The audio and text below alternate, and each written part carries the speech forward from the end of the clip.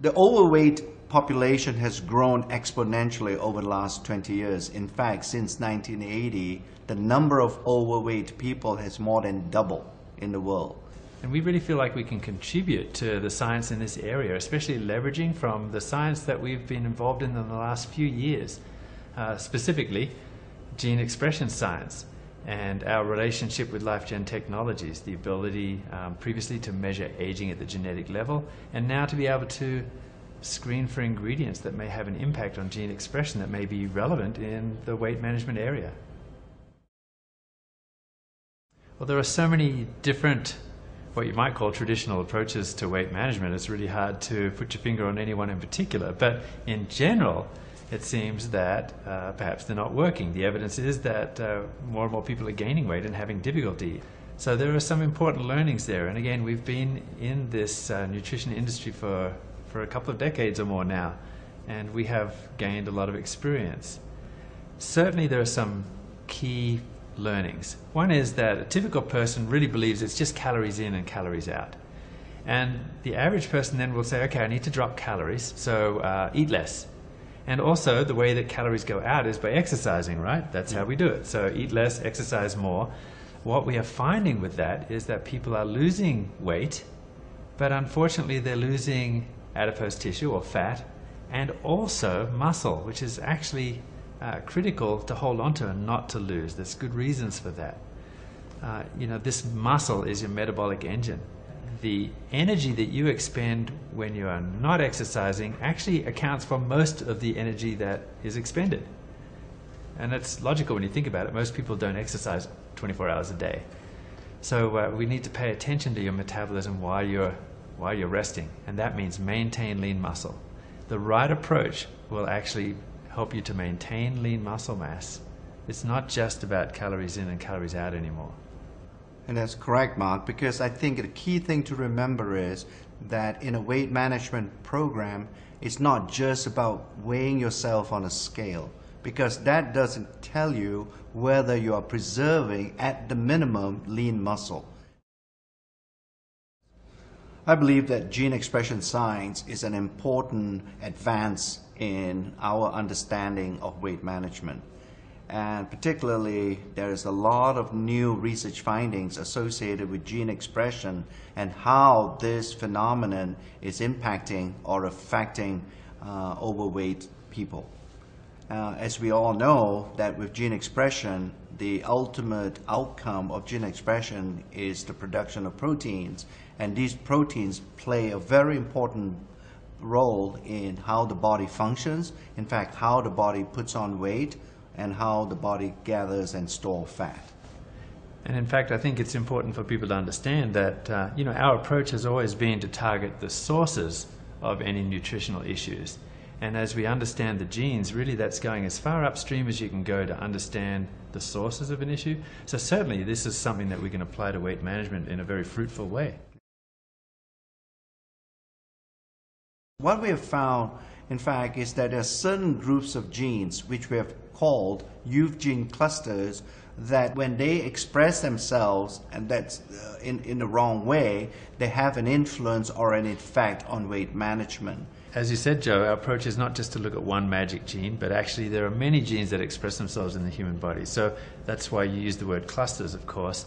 The three main groups that we've found are groups that are involved in metabolism overall, and in maintenance of lean muscle, and also in appetite control. So these are genes that are expressed differently, and also in different parts of the body, but they all have an impact on weight management. Yes, and in fact what that implies really that instead of using gene expression science to focus on just the fat tissue, we are also trying to see whether there are some things that we have to influence in the brain, for example, and also in the gastrointestinal tract. So if we can somehow influence all three aspects of these body tissues, we will have a much more profound impact on how we can control weight. An ideal or optimal weight management system should really consist of 4 key elements.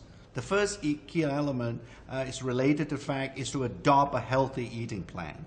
A second key element is to make sure that lean muscle is not lost during a weight management program.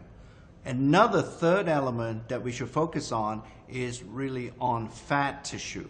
You know, when you lose weight, all that loss of weight should come from fat and no other tissue from your body, so that we can shape better, i.e. that our body composition reaches a healthy level, so you look better in front of a mirror and not just getting on a scale. And finally, the fourth element would be related to the fact that you should adopt a healthy exercise program.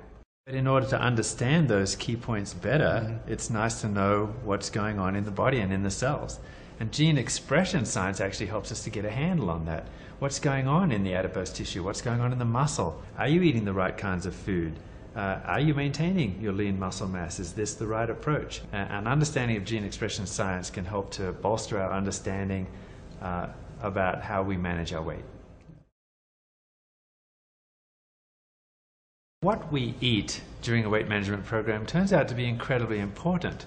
The quality of the food that you're eating, but not just that, not even just the proportions, but actually the right kind of macronutrient in terms of whether it's protein, fat, or carbohydrate, and also spread out properly during the day.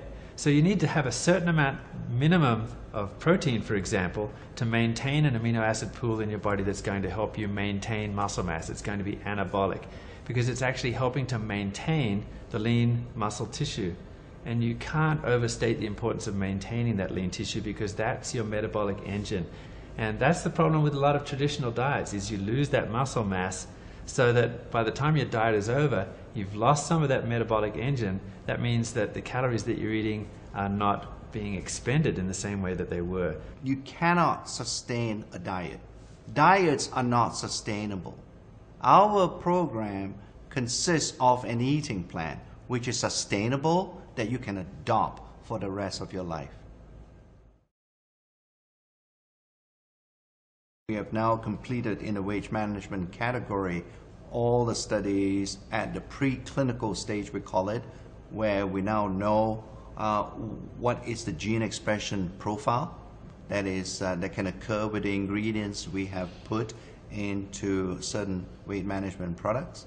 And we have now advanced to a stage where we are understanding how weight management happens in a clinical study. We've just completed fairly recently a study that had about 70 people in it, about 2/3 of those women, and we were able to present those data at a recent very large meeting of scientists called Experimental Biology in Boston this year, and that was interesting.